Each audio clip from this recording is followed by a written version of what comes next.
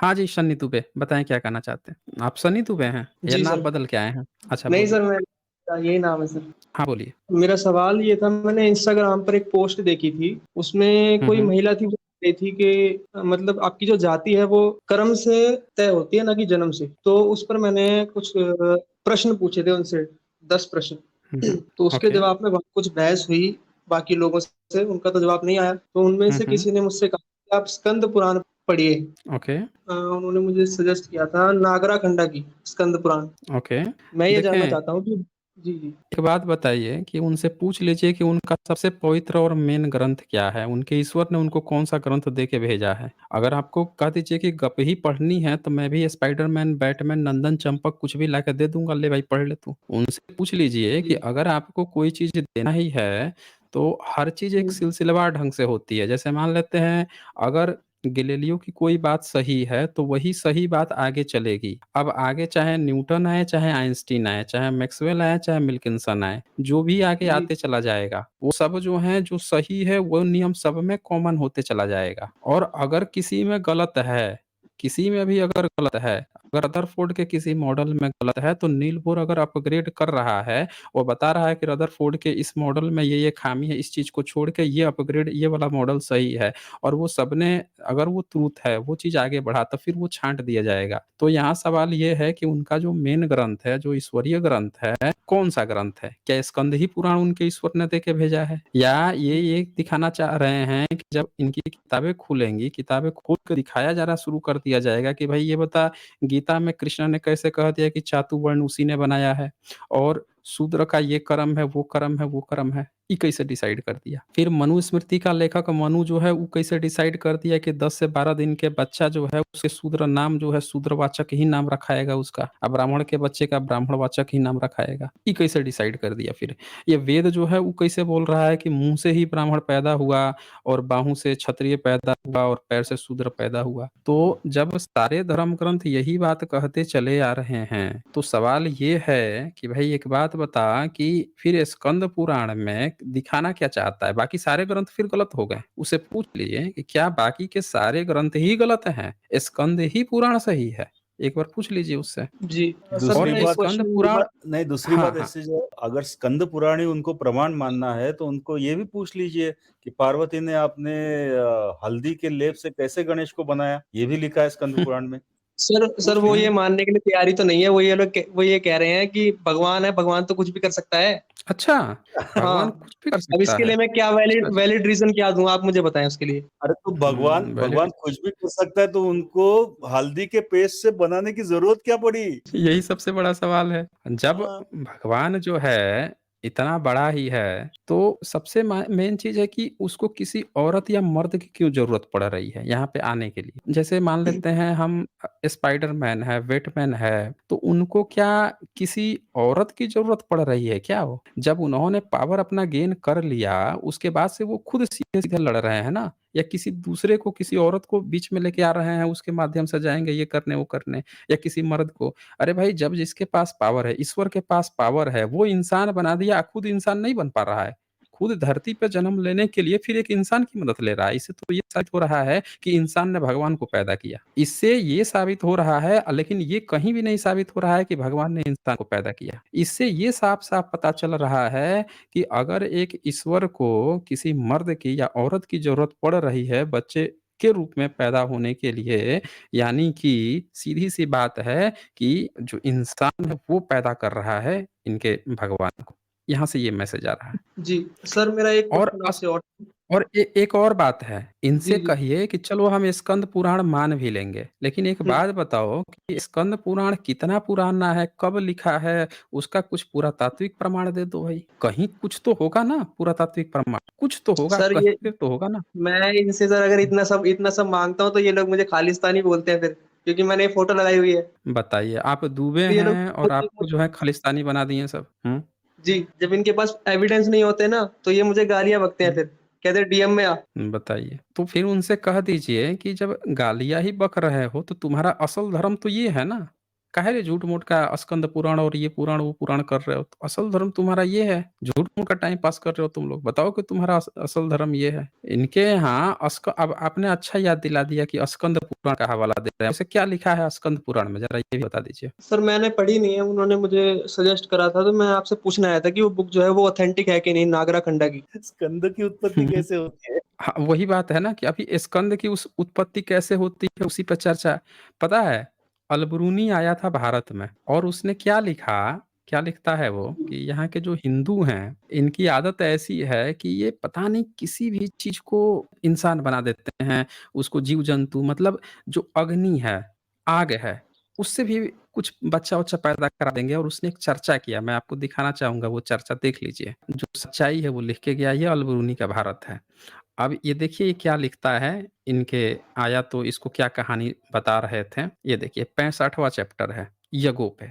जब यज्ञ की बात करता है तो ये क्या कहता है, हिंदुओं के मतानुसार अग्नि सब कुछ खा लेती है। इसीलिए यदि कोई अपवित्र वस्तु जैसा कि जल इसके साथ मिला दी जाए तो वह अपवित्र हो जाती है। देख लीजिए, इसीलिए वे आग और पानी के विषय में यदि वे हिंदुओं के हाथों में हो तो बहुत सूक्ष्माचारनिष्ठ हैं क्योंकि वस्तुएँ उनके स्पर्श से अपवित्र हो जाती है।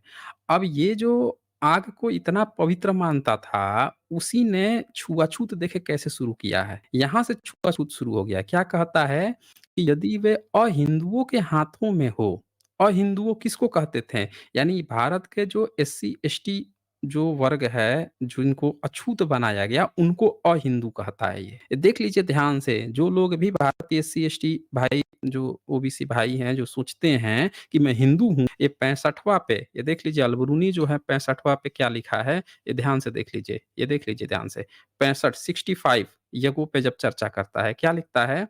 हिंदुओं के मतानुसार अग्नि सब कुछ खा लेती है, इसीलिए यदि कोई अपवित्र वस्तु जैसे कि जल, जल को अपवित्र मानता है। कहता है कि इसके साथ मिला दी जाए तो वह अपवित्र हो जाती है। इसीलिए वे आग और पानी के विषय में यदि वे अहिंदुओं के हाथों में हो, बहुत ही सूक्ष्माचारनिष्ठ हैं क्योंकि वे वस्तुएँ उनके स्पर्श से अपवित्र हो जाती है। अब ज़रा सोचिए कि पानी और अग्नि किससे अपवित्र होती थी?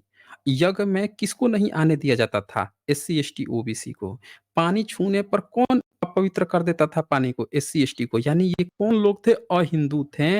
यानी कि 11th सेंचुरी में भी ब्राह्मणिज़्म जो है अछूत परंपरा का पालन कर रहा था और अलबरूनी भी ये बात लिख के गया है कि उस समय भी ब्राह्मण इनको अपने से दूर रखता था यानी ये हिंदू नहीं थे। देखिए शब्द आया है अहिंदू। अब आगे जो है नीचे विष्णु धर्म, ये जो आज पुराण पुराण कहते हैं, देखें इनके विष्णु धर्म क्या कहता है? कहता है, उल्लेख करता है, एक समय की बात है कि दैत्य जाति का हिरण्याक्ष नामक एक शक्तिशाली और वीर मनुष्य एक विस्तृत प्रदेश पर राज्य करता था। उसके दकिश नाम की एक पुत्री थी। अब ये बड़ा घटना है, इस घटना को सुनिएगा सारी माइथोलॉजी सब लोगों की हवा में उड़ जाएगी अभी। क्या बता रहा है कि हिरण्याक्ष जो है, जिसकी हत्या विष्णु किया अवतार लेके, वराह अवतार लेके, उसको बता रहा है कि उसकी एक पुत्री थी, जो सदा पूजा में लगी रहती और उपवास तथा संयम द्वारा अपनी जाँच करती रहती थी। अब हिरण्यकश्यप था उसका बेटा था, तो उसको मारने के लिए नरसिंह का अवतार इसने कराया। उसके पहले हिरण्याक्ष था उसका बड़ा भाई, उसकी बेटी जो थी, उसका नाम दकिश था, उसकी घटना चल रही है, वो भी उपवास करती थी। अब सुनिए उसकी कहानी क्या कहता है? कहता है उससे पुरस्कार के रूप में उसने स्वर्ग में एक स्थान उपार्जित किया था। उसका महादेव के साथ विवाह हुआ। किसका? महादेव ने किससे विवाह किया? तो जो हिरण्याक्ष था, यानी कि जो प्रहलाद कहा जाता है, उसकी चचेरी बहन जो थी, हिरण्याक्ष की बेटी, उससे शादी किया किसने? महादेव ने। ये कहानी उस समय चलती थी 11th सेंचुरी में। देख लीजिए आज कितनी कहानियाँ बिगाड़ी गई हैं। असल कहानियाँ ये हैं। अब क्या होता है कि जब महादेव उसके साथ एकांत में हुए, एकांत मतलब समझ रहे हैं? शादी हो गया तो एकांत का मतलब आप जान जाइए क्या होता है। और देवों की रीति के अनुसार उसका साथ किया अर्थात बहुत लंबा मैथुन किया और वीर्य को बहुत धीरे-धीरे डाला। अलबरूनी लिख रहा है, उसको ये कथा सुनाई गई। तब अग्नि को इसका पता लग गया और उसे शंका हुई कि कहीं दोनों अपने सदृश्य एक अग्नि न उत्पन्न कर लें। इसीलिए उसने उसको अपवित्र और नष्ट करने का निश्चय किया। अब देख लीजिए यहाँ पे कि महादेव की शादी हो रही है जो हिरण्याक्ष है उसकी बेटी से। बड़ा गजब की कहानी है कि अगर हिरण्याक्ष राक्षस था तो उसकी बेटी जो है महादेव से शादी कैसे हो रही थी? महादेव उससे शादी कर ले रहे हैं। अभी तक तो बताया गया था कि महादेव की शादी एक सती थी और जो प्रजापति की बेटी थी, और बताया गया था कि महादेव जो है उनकी शादी पार्वती से हुई थी। यही तो बताया गया था अमूमन। लेकिन अलबरूनी के समय में अलबरूनी ये मेंशन करके गया, उस समय ये कहानी थी कि हिरण्याक्ष की भी बेटी थी, उससे शादी हुई थी। अब देखिए अब क्या होता है आगे। जब महादेव ने अग्नि को देखा, यानी कि ये बीच में घुस गया, इसकी जली, तो अग्नि जो है, महादेव ने अग्नि को देख लिया, यानी कि वहां पे पहुंचा होगा तभी तो महादेव ने देखा। कहता है तो क्रोध की प्रचंडता से उसका मस्तक स्वेद से भर गया, यानी कि महादेव को बड़ा गुस्सा आ गया कि यार हमारे प्राइवेट समय में ये घुस आया है। वहां तक कि उसका कुछ अंश पृथ्वी पर गिर पड़ा। अब बात है कि यहाँ पे ये बात शब्द लिखा है कि बड़ा लंबा मैथुन किया, वीर्य को धीरे धीरे डाला, यानी कि वीर्य का कुछ अंश जो है पृथ्वी पर गिर गया, पृथ्वी उसे पी गई। मतलब यहाँ क्या मतलब हो सकता है? ये वीर्य की बात आ रही है या मस्तक स्वेद से भर गया? स्वेद मतलब क्या? पसीने की बात हो रही है? ये सर, मस्तक ये पसीना। तो उसी की बात हो रही है। अब मतलब जो भी हो गया हो, अब मैं पाठकों पर छोड़ता हूँ, आप अपने जो भी इसका मतलब सही से निकाल सकें, सही निकालिएगा, क्योंकि हम लोगों को किसी भी पुरानी चीज़ का मैं तो बिल्कुल गलत मतलब नहीं निकालता हूँ, जो है वही समझ लीजिएगा। यहाँ ये शब्द है कि जी, बहुत जब बहुत महादेव लंबे ने समय तक सी एस सर बहुत लंबे समय तक हाँ, हाँ। मैथुन किया, इसके लिए पसीना-पसीना हो गए, इसके लिए मस्तक से पसीना गिर गया। हाँ, तो मस्तक, हाँ, स्वेद से भर गया और वहां तक कि उसका कुछ अंश पृथ्वी पर गिर पड़ा। ठीक है, पृथ्वी उसे पी गई। अब लिखता है पृथ्वी उसे पी गई और उसका फल यह हुआ कि उसके गर्भ में मंगल। अच्छा, अब यहां से क्लियर हो गया होगा कि पृथ्वी उसको पी गई तो इसका फल यह हुआ कि उसके गर्भ में मंगल अर्थात स्कंद या देवों की सेना का नायक उत्पन्न हुआ। तो जो आप स्कंद पुराण की जो बात कर रहे थे, स्कंद का, उसकी चर्चा यहाँ पे आई है कि स्कंद की उत्पत्ति कैसे हुई है।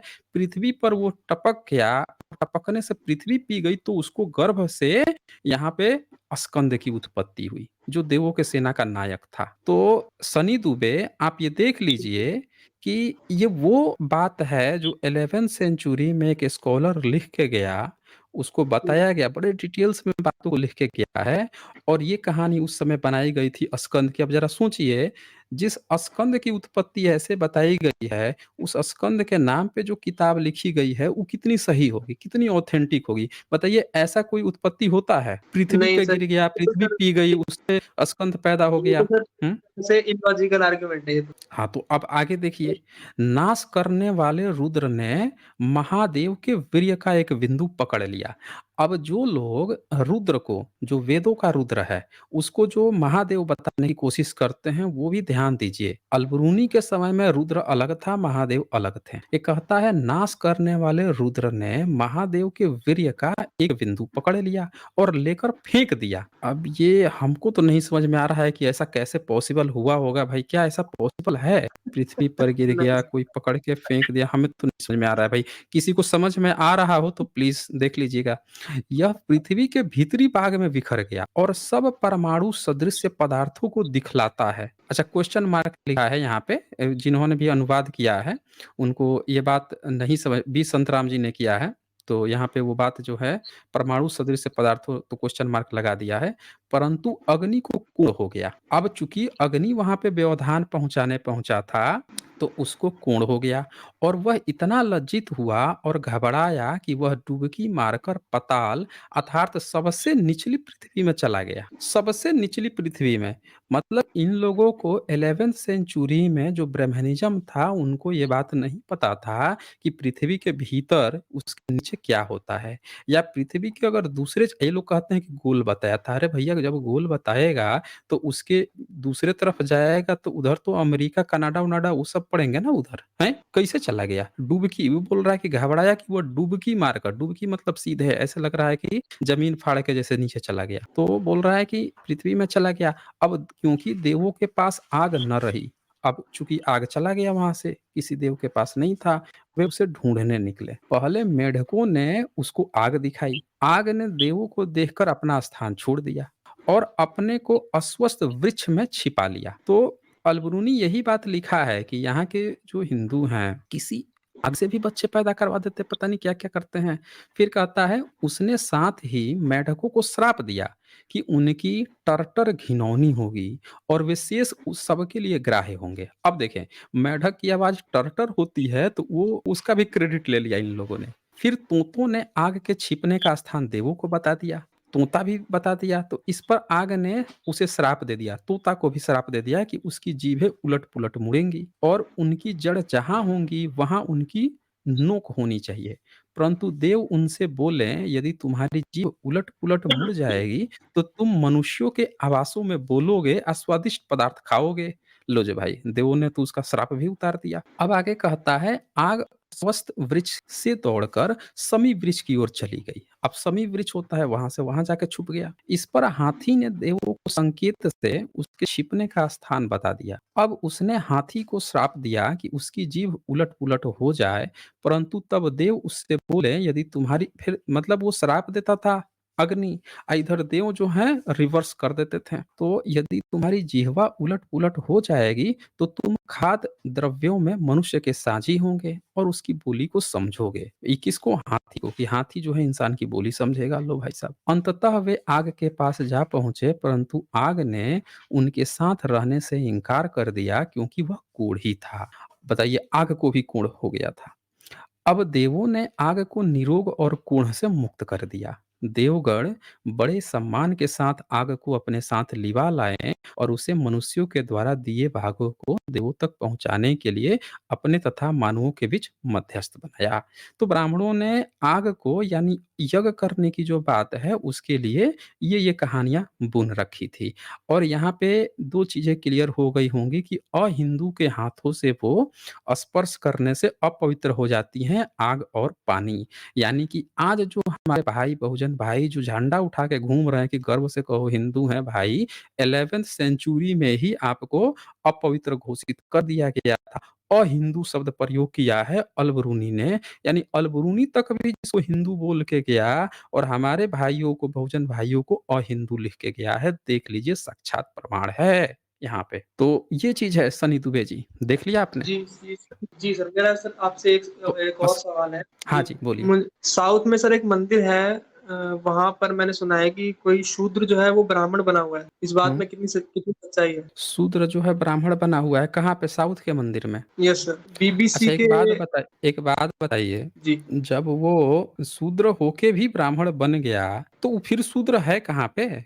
और अगर वो शूद्र होके ब्राह्मण बन गया, तो इसका मतलब तो ये हुआ कि फिर जितने वहाँ पे जितने शंकराचार्य के जो लिस्ट है, उसमें निकालना चाहिए कि भाई अब तक कितने शूद्र जो हैं ब्राह्मण बन गए हैं, ये भी निकालना चाहिए, फिर लिस्ट एक निकालनी चाहिए। ये भी तो पता होना मतलब चाहिए ना? ये सर झूठी खबर है फिर? नहीं, झूठी खबर की बात नहीं है।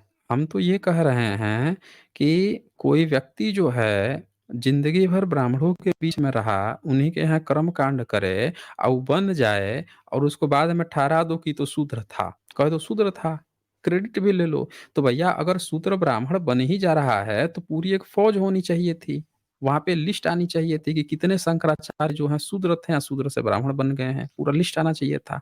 और शूद्र क्या, ओबीसी, शूद्र मतलब ओबीसी की बात चल रही है या एससी-एसटी की बात चल रही है? ये भी पूछ लेते लगे हाथ। जिसको वो शूद्र कह रहे हैं, वो क्या एससी-एसटी हैं या ओबीसी हैं? ये भी पूछ लेना चाहिए। शूद्र मतलब ओबीसी की बात चल रही है ना? कितने एससी-एसटी बन गए हैं, क्योंकि ये तो राष्ट्रपति को जब भीतर नहीं घुसने दे रहे हैं, राष्ट्रपति लोगों को गर्भगृह में नहीं घुसने दे रहे हैं, शूद्र को वो बना दिए, शंकराचार्य बना दिए। ये पूरा क्लियर कीजिए उनसे, तब आपको पता चलेगा, क्योंकि आजकल ये शूद्र की डेफिनिशन बदल लिए हैं। अभी आप जो पूछ रहे थे ना स्कंद पुराण की, जी, जिसमें जी। जन्मता जायते शूद्रा, ये कह देगा ब्राह्मण ही आके यहाँ अपने को शूद्र कहता है, ये भी याद रखिएगा। फिर कहेगा कि हमारे पिताजी जो है बनिया थे, अपनी ही वर्ण व्यवस्था बना लेता है आपस में, दिन भर वर्णी व्यवस्था व्यवस्था।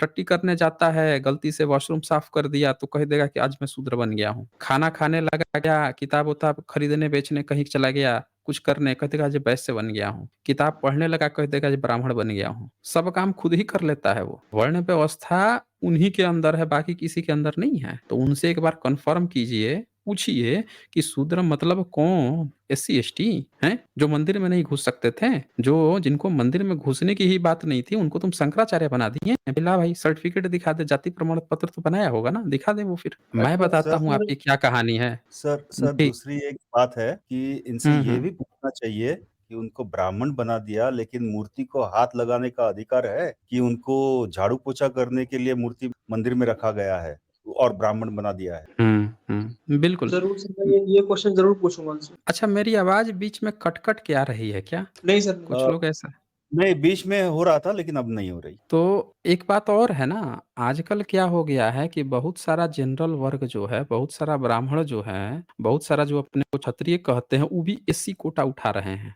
ये भी पता लगा लीजिएगा, जी, वैसा में सर का नहीं ना एक है। बहुत एक सा बात मुझे और ओबीसी करनी कोटा थी भी उठा रहे हैं। हाँ, कि हुँ, कई हुँ। लोग ये कहते हैं कि मेरी मम्मी जो है वो शूद्र थी, मेरे पापा ब्राह्मण थे, उन्होंने आपस में शादी करी है, तो तुम कैसे कह रहे हो कि शूद्र और ब्राह्मण जो है वो आपस में शादी नहीं कर सकते? ये एग्ज़ाम्पल अच्छा देते हैं वो लोग। वो कहते हैं कि देखिए तुम कैसे कह रहे हो कि शूद्र को मंदिर में नहीं जाने देते? मैं शूद्र हूँ, मैं जाता हूँ मंदिर में। हुँ। मुझे ये कहते हैं वो लोग। उन्होंने दरअसल जो है ना अपनी मनुस्मृति पढ़ा नहीं है। उन्होंने अगर मनुस्मृति ढंग से पढ़ा होता तो उनको एक बात पता होता कि उनके यहाँ ये भी कहा गया है कि अगर अगर कोई व्यक्ति जो है, अगर गुरु जो है या कोई भी ब्राह्मण जो है, उसने शादी कर लिया क्षत्रिय से, एक ब्राह्मणी से शादी किया, एक शूद्र से शादी किया, एक वैश्य से शादी कर लिया। आप उसके यहाँ पढ़ने जाओगे तो ब्राह्मणी को पूरा रिस्पेक्ट दोगे। क्षत्राणी जो उसकी बीवी होगी उसको थोड़ा कम दोगे। जो वैश्य होगी उससे भी कम रिस्पेक्ट दोगे और जो शूद्र होगी उससे भी सबसे कम रिस्पेक्ट दोगे। ये भी बात लिखी हुई है। एक बात बताइए जब शादी भी कर लिया उसके रिस्पेक्ट की बात आ गई वो भी कम है और इन्होंने तो ये तक लिख दिया कि अगर उन दोनों का बच्चा हो जाए, एक ब्राह्मण अगर शूद्र कन्या से शादी करे उसका जो बच्चा हो और एक शूद्र जो है एक ब्राह्मणी से बच्चा पैदा करे उसका जो बच्चा हो तो जन्मजात ही जो ब्राह्मण मर्द है उसका बच्चा श्रेष्ठ होगा। ये भी चैप्टर 10 में लिखा हुआ है। दूसरी बात कि वर्ण व्यवस्था चैप्टर 10 का जो 5 नंबर श्लोक है, 4 नंबर और 5 नंबर श्लोक है वो साफ-साफ कहता है 5वां कोई वर्ण नहीं है, सीधे वर्ण संकर की बात आई है। मैं दिखा देता हूँ आपको। ये इनका चैप्टर 10 जो है और उसके लिए शब्द इस्तेमाल किया गया है वर्ण संकर बच्चों के लिए शब्द इस्तेमाल किया गया है दोगला शब्द। ये भी इन्होंने लिखा हुआ है, वो भी मैं दिखा देता हूँ आपको। और इन्होंने किस-किस तरह से कैंची चलाई है, अंतर्जातीय विवाह ना हो, उसको ध्यान से समझना बहुत ज़रूरी है। सर मेरा ये ये वाला देखिए, कॉन्सेप्ट ये भी क्लियर क्लियर करें कि मतलब कुछ जो शूद्र हैं वो मंदिर में चले जाते हैं, लेकिन कुछ को जाने नहीं दिया जाता है।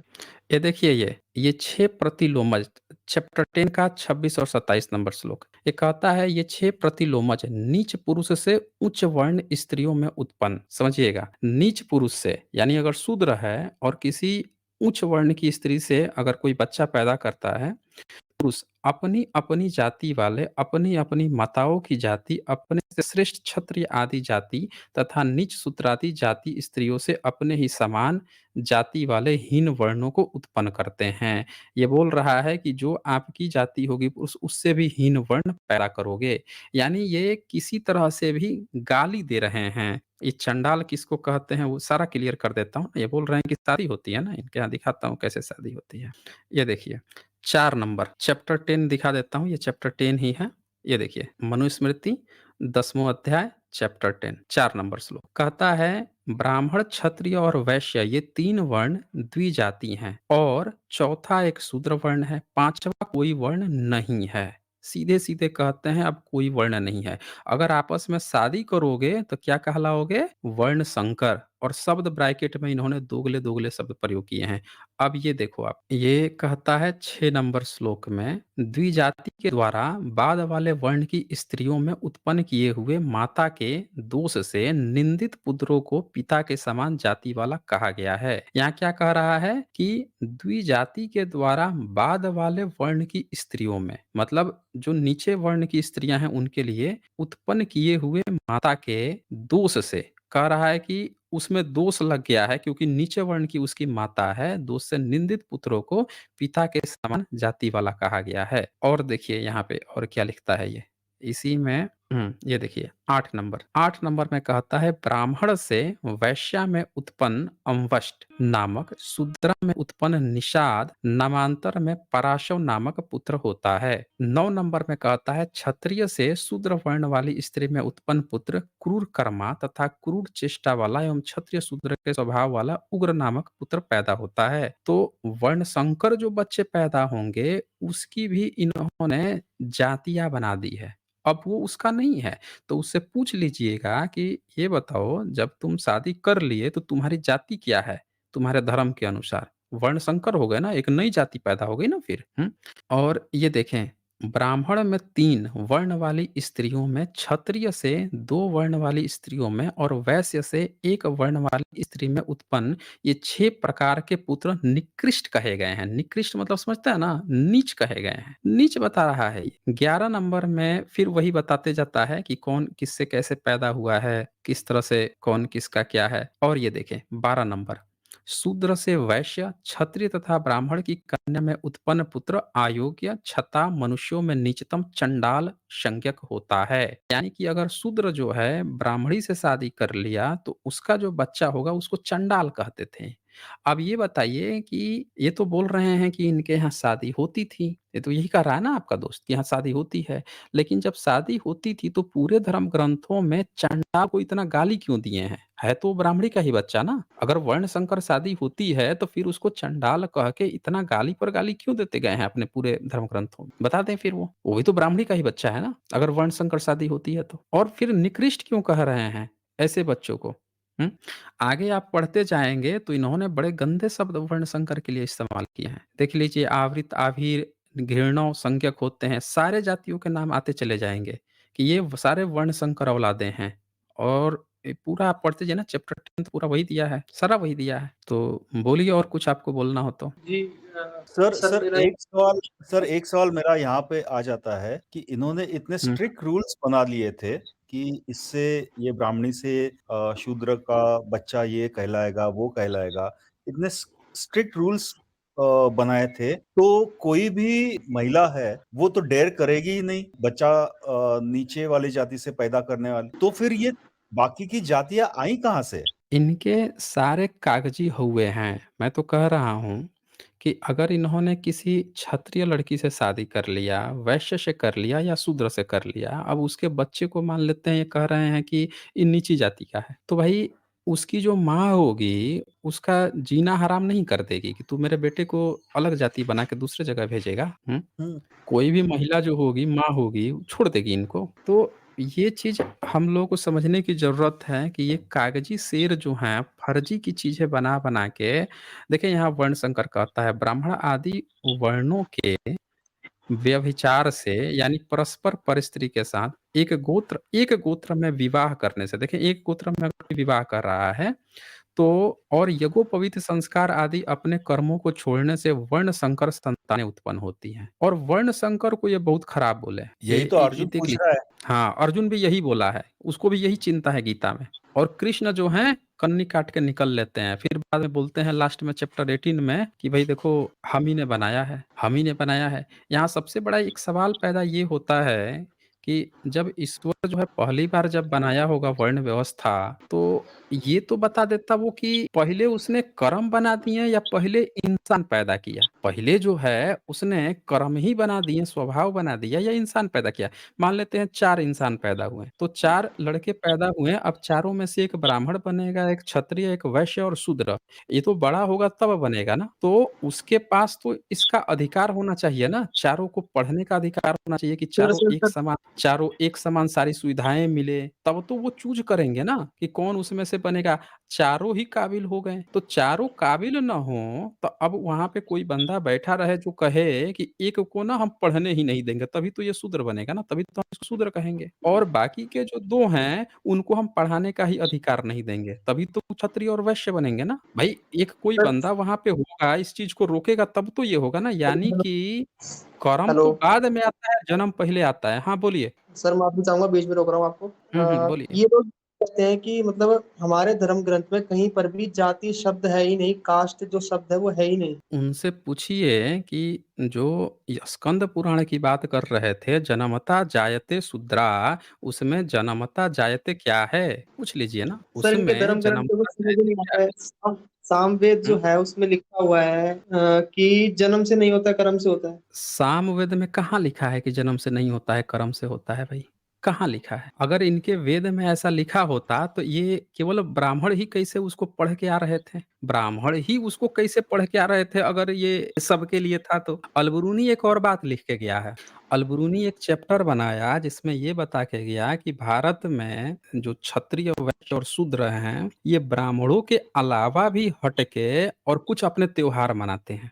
बहुत कम लोग जानते हैं। 11th सेंचुरी में भी क्षत्रिय को अधिकार नहीं था कि वेद रीति से कोई काम करने का। उसने ये लिखा कि वेद भले ही क्षत्रिय पढ़ते थे लेकिन उनके सारे रीति रिवाज जो हैं पुराण के आधार पे होते थे। ब्राह्मण ने कभी भी क्षत्रिय, वैश्य, शूद्र को माना ही नहीं है, वो ब्राह्मण संप्रदाय का हिस्सा है। ये आज की डेट में मुगलिया सल्तनत और पिछले 150-200 साल में जितना घोटाला किए हैं इन लोगों ने, उलट पुलट करके दिखाने की कोशिश की है कि क्षत्रिय हमारा है, हमारा है।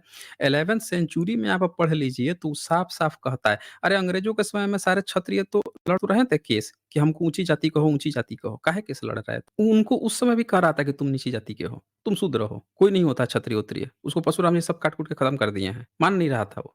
11th सेंचुरी में अलबरूनी ये लिख के गया है कि ब्राह्मण हमेशा से ही एक अलग कौम थी। ब्राह्मण का बाकी के क्षत्रिय, वैश्य, शूद्र से कुछ भी लेना देना नहीं है। ये तो कुछ लोभी लालची लोग हो गए जो उसके साथ गठबंधन बना के अपनी कुछ चीजें कायम किए हैं। नहीं तो उसके धर्म ग्रंथ में ब्राह्मणिज्म के अलावा और किसी का कोई स्थान ही नहीं, कोई भी स्थान नहीं है उसके अलावा। जी सर, एक चीज मैंने और नोटिस करी है, काफी दिन से मैं नोटिस कर रहा हूँ कि जो हमारे जो शूद्र भाई हैं वो लोग जब प्रूफ दिखाते हैं तो वो गूगल से प्रूफ दिखा देते हैं, लेकिन अगर वही कोई ब्राह्मण गूगल से प्रूफ दिखाए तो वो लोग कहते हैं हम्म ऑथेंटिक प्रूफ दिखाओ, बुक का दिखाओ आप। ये हम्म भेदभाव क्यों है? नहीं, कौन गूगल से प्रूफ दिखा देता है? कौन लोग? है सर कहीं ऑनलाइन जो लोग वीडियो बनाते मतलब हैं इंस्टाग्राम पर या यूट्यूब पर दिखा देते हैं। नहीं, ब्राह्मणिज्म दिखाता है। ब्राह्मण तो गप हाँकता है ना, कहीं से कुछ उठाएगा, कुछ भी जोड़ तोड़ के दे देगा, वो कहीं से। लेकिन जो बच्चे हैं, जो बहुजन बच्चे हैं, वो अब उनकी किताब खोल के दिखा रहे हैं, गूगल खोल के नहीं। गूगल पे तो सारे ब्राह्मणों की बातें लिखी हुई है ना,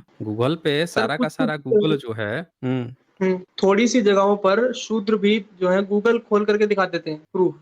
लीजिए, यहाँ पे तो बड़ा गजब का एक श्लोक दिख गया भाई, क्या कह रहा है ये देखिए। 362 श्लोक है चैप्टर 8 का। स्त्रियों के साथ बातचीत करने का निषेध का यह विधान नट तथा गायकों की स्त्रियों के साथ बातचीत करने से में नहीं है, क्योंकि वे नट, गायक आदि स्त्रियों को सुसज्जित दूसरों से मिलाते तथा छिपकर स्त्रियों के साथ संभोग करते हुए परपुरुषों को देखते हैं। देखिए, नट जाति का मजाक उड़ा रहे हैं। और ये देखिए 362 ये लिखता है, इसमें बौद्ध मतावलंबी स्त्रियों की चर्चा आ गई है। अब लीजिए भाई, मनुस्मृति, मनुस्मृति में बौद्ध मतावलंबी स्त्रियों की चर्चा की है मणि प्रभा टीका ने। देख लीजिए भाई, बहुत गजब की जानकारी यहाँ पे। ये लिखता है, तदापि चरणादि की स्त्रियों, दासियों, बौद्ध मतावलंबिनी स्त्रियों, ब्रह्मचारिणियों से एकांत में बातचीत करते हुए मनुष्य को राजा साधारणतम दंडित करे, क्योंकि ये सब की पर स्त्री ही हैं, अतएव इनके साथ एकांत में बातचीत करने से दोष लगता ही है। अब यहाँ पे मनुस्मृति ने चर्चा की बौद्ध मतावलंबी स्त्रियों हेलो। की। ये चीजें हैं भाई, कोई गूगल से नहीं दिखाता है, सीधे सीधे हम लोग जो हैं किताब खोल के ही दिखाते हैं, पूरा लिखा हुआ है हेलो। ना। नहीं सर, हाँ अ, जी, आपकी आपके बारे में नहीं कह रहा मैं, आपको बिल्कुल ऑथेंटिक आवाज प्रूफ आ रही है दिखाते हैं। सर? आ रही है, अब आ रही है। Okay, okay. जी सर, अब आ रही सर, है। और एक बात है, मैं हर बार एक एग्जांपल देता हूँ। ये जब बात करते हैं कर्म और जन्म से, तो मैं एक एग्जांपल देता हूँ हम्म कि एक सोल्जर है और वो आर्मी में है, बट वो इंजीनियर भी है और सीएमई भी पढ़ाता भी है। तो कौन से वर्ण में डालोगे? अब बताइए, ये जब बात करते हैं कि कर्म से होता है, तो दिन में तो ये तीनों काम करता है, तो क्या है वो? अच्छा, एक और जबरदस्त श्लोक दिखाता हूँ आपको, मणिप्रभा टीका है मनुस्मृति की, चैप्टर 11 का 14 नंबर श्लोक पढ़ेंगे? सनी दुबे, 14 जी नंबर सर, ये। आप ही पढ़ दें तो सर, एक मुझे बार यहाँ से। ये लिख रहा है, जो ब्राह्मण या क्षत्रिय शव यज्ञ करने योग्य धन होने पर भी अग्निहोत्र नहीं करता। मतलब ब्राह्मण और क्षत्रिय जो है, मतलब बहुत पैसा है उसके पास, लेकिन अगर वो अग्निहोत्र नहीं करता तथा 1 सहस्त्र गौ या उतना धन होने पर भी शुम योग नहीं करता, ऐसे ब्राह्मण या क्षत्रिय के परिवार से यज्ञ 2 या 3 यज्ञों से पूर्ण नहीं होता, तो यज्ञकर्ता ब्राह्मण बलात्कार या चोरी से धन लावे। समझे आप क्या कह रहा है? कह रहा है कि ऐसा ब्राह्मण और क्षत्रिय जो है, जिसके पास 100 यज्ञ कराने का धन है, और अगर वो यज्ञ नहीं करा रहा है, तो उसके घर से जो यज्ञकर्ता ब्राह्मण ब्राह्मण जाए उसके घर से, चाहे वो ब्राह्मण हो चाहे क्षत्रिय, उसके घर से बलात्कार करके या चोरी करके धन लेके आवे। इसका क्या मतलब हुआ? अगर मैं गलत समझ रहा हूँ तो कोई समझा दे जरा इसको 14 नंबर। ब्लेस प्लेस जी, आप जरा एक बार समझ के तनी बताइए, ये क्या कह रहा है भाई? ये क्या बलात्कार और चोरी करके ले आइए, धन लेके आइए, ये क्या कह रहा है ये? और वो भी क्षत्रिय और ब्राह्मण के ही घर में, और ब्राह्मण करे ये काम। नहीं सर, ये तो इनको इनकी आदत है ना पूरी। वेदों में भी तो क्या लिखा है, हमें गौ दे दो, हमें धन दे दो, हमें ये दे दो, हमें वो दे दो, सब कुछ इनको चाहिए और वो कैसे भी लेके आवे, बस और यही और होता है। ये देखिए, उससे ऊपर 13 नंबर भी देख लीजिए लगे हाथ। ये भी कुछ कह रहा है। 13 नंबर कह रहा है, यज्ञ 2 या 3 यज्ञों से धनाभाव के कारण अगर धन पूरा नहीं हो पा रहा है, तो उसकी पूर्णता के लिए वैश्य के यहाँ से धन नहीं मिलने पर, अगर वैश्य के यहाँ से नहीं मिल रहा है, तो बलात्कार या चोरी से धनवान शूद्र के यहाँ से धन लावे। देख लीजिए, आप जो बोल रहे थे ना शूद्र शूद्र, ये देख लीजिए, ये अगर धन नहीं मिला वैश्य के घर से भी, तो बलात्कार या चोरी से धनवान शूद्र के यहाँ से धन लावे, क्योंकि शूद्र का यज्ञ से कोई संबंध नहीं होता है। चैप्टर 11 का 13 नंबर श्लोक। सर अब शूद्रों के लिए बताइए। इतनी गलत बात लिखी हुई है, और शूद्र ही हिंदू हम्म धर्म को डिफेंड करते हैं। तो आप तो शनि ब्राह्मण, इसीलिए तो कह रहा हूं कि आपको अपना ब्राह्मणत्व नियम अपनाना पड़ेगा ना। आप प्रचार कीजिए ना कि भाई हमारा धर्म ग्रंथ ये है। असल में आप ब्राह्मण है ना, आप जाके कहिए ना कि हमारा असल धर्म ये है। बेटा तुम कहाँ घूम रहे हो, हमारा असल धर्म ये है, बताइए, फिर उसको समझ में आएगा। हम लोग तो कर ही रहे हैं, आप भी कुछ कीजिए ना, बताइए, ये सब बताइए। कह रहा है, नीचे तो लिख दिया कि क्षत्रिय के यहाँ भी बलात्कार करके धन ले आओ, ऊपर तो शूद्र के यहाँ लिखा ही लिखा, लेकिन ये भी लिख दिया कि शूद्र का यज्ञ से कोई संबंध नहीं है।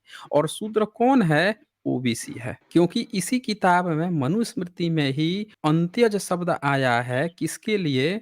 तो एससी एसटी के लिए, अलग के लिए। शूद्र के अलावा जो जातियां हैं उनको तो वर्ण संकर कह दिया, शूद्र से भी नीचा कह दिया है। समझ रहे ना, वर्ण संकर जातियों को। और शूद्र को जब यज्ञ से हक नहीं है, तो बाकियों को क्या हक है? ये सब बातें लिखी हुई हैं। बताइए, बलात्कार या चोरी से लिखा हुआ है, ये बताइए। और ऊपर वाला भी देखिए, 11-12 नंबर में भी यही लिखा है। सर इसी के लिए चोरी की सजा सबसे कम ब्राह्मणों को है। हाँ, बिल्कुल सही पकड़े हैं। उनके यहाँ तो ये है ना कि उसका अंग भंग नहीं करना है, उसकी हत्या नहीं करनी है, बाकियों का अंग भंग कर दो, हत्या कर दो। ब्राह्मण को बस सर मुड़ा दोगे ना, तो वही सबसे बड़ा उसका पनिशमेंट दे दिया। सिर्फ सर मुड़ा दिया तो ये चैप्टर तो 8 में सर लिखा है। मतलब ये तो हम्म। चोरी करते रहेंगे क्योंकि सर मुड़ा के ही रहते हैं। अच्छा सर, ये तो इंस्टाग्राम मतलब पर, यही हुआ। हेलो हाँ जी, हाँ जी, बोलिए बोलिए। सर, इंस्टाग्राम पर बहुत से लोग ऐसे हैं जिन्होंने अपनी धर्म ग्रंथ बिल्कुल भी नहीं पढ़े हैं, और वो लोग अपने धर्म को डिफेंड करने जाते हैं कि नहीं हमारे धर्म में तो ऐसा लिखा है वैसा लिखा है। सिर्फ प्रवचन सुनकर और मीम देखकर या इधर उधर की 2-4 वीडियो देख ली, बस वहीं से नॉलेज नॉलेज बटोर लेते हैं और डिफेंड करने आ जाते हैं। सनी दुबे जी, ठीक मैं है। एक आपको सलाह देता हूँ कि आप भी ये इनके सब धर्म ग्रंथ पढ़िए, तो ही आप जवाब दे सकोगे उनको। जी। पढ़िए ना, सीधे किताब खोल दीजिए, ये तो आपको नेट पे मिल जाएगा। मणि प्रभा टीका है, बता देता हूँ कौन है। ये तो एएसआई का मार्क अच्छा लगा सर, है ना, कोई टाल भी सर नहीं सकता, कैसे गवर्नमेंट ऑफ इंडिया का।